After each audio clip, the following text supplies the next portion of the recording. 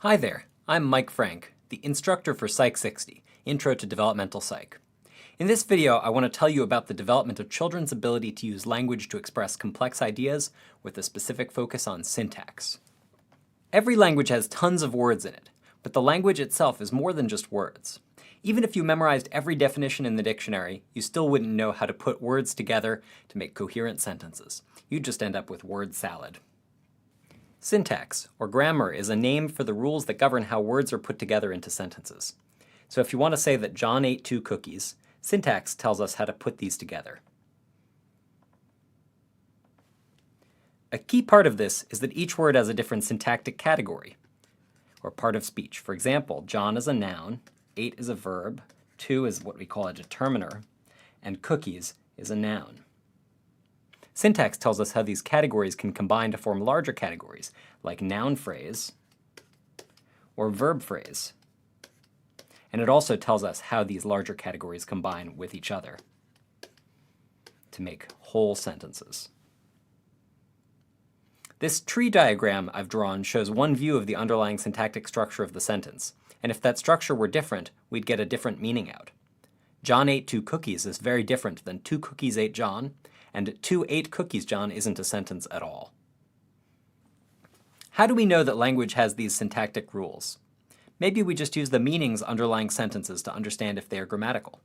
Noam Chomsky, one of the founding fathers of linguistics, gave a set of examples that show that we can differentiate syntactic structure, grammar, from semantics, or the meaning of a sentence.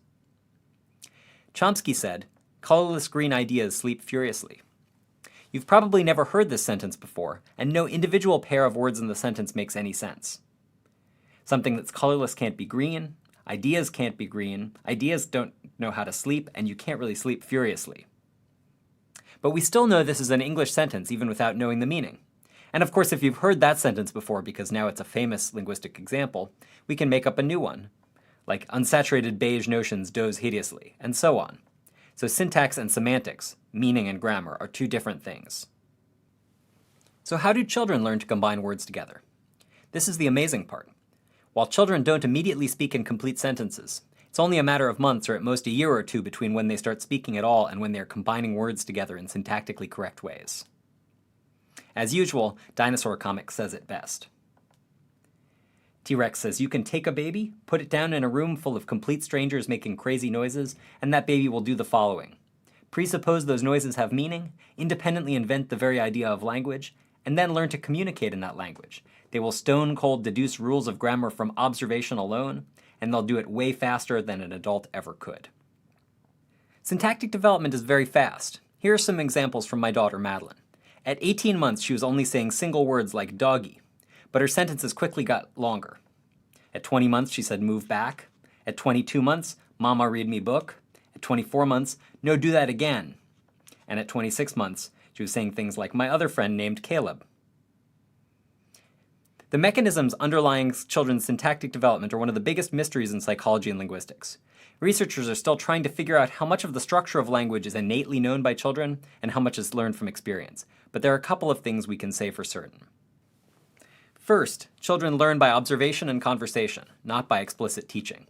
By and large, when parents talk to kids, they're much more interested in communicating than about whether their kids are making subtle grammatical errors. Although English teachers and some parents will correct you if you say, you and me went to the store instead of you and I, or I ain't going instead of I'm not going. Parents never say to their children, the verb phrase goes before the noun phrase. Second, children make some pretty interesting errors early on, suggesting that they are actively making generalizations about how language works, and sometimes these aren't quite right. For example, they make pronoun or agreement errors like my wanted. They use negation in ways that are different than the ways that adults use it. That no my sippy. And they make errors in morphology. The endings on words that tell us about how many things there are, what tense a verb is in, and so forth, like bunny go to the forest. In each of these cases, the error shows that the child is trying to figure out the right rule and has, sometimes briefly, settled on an intermediate rule that works some of the time. For example, if we were going to talk about bunny walking, then walked would be right, but for going, we can't say goed, we have to say went. Third, children know a lot more than they can say, and they can often interpret syntactic structures that they aren't yet able to produce. A strong test of this idea comes from experiments where you test whether children are able to use the order of words to figure out who did what to whom. For example, if you say, "Bunny is gorping duck," and kids have never heard the word gorp before, even before their second birthday, they still look more at pictures where Bunny is doing something to duck, rather than pictures where duck is doing something to bunny. So this means they've already generalized that the first noun, bunny, is the one who's performing the action, whatever that action may be. All right, to wrap up, syntax refers to the underlying grammatical rules that govern how words go together to make sentence, and syntax can be distinguished from semantics, the underlying meaning. When we think about children's learning of syntax, there's still a lot of mysteries out there.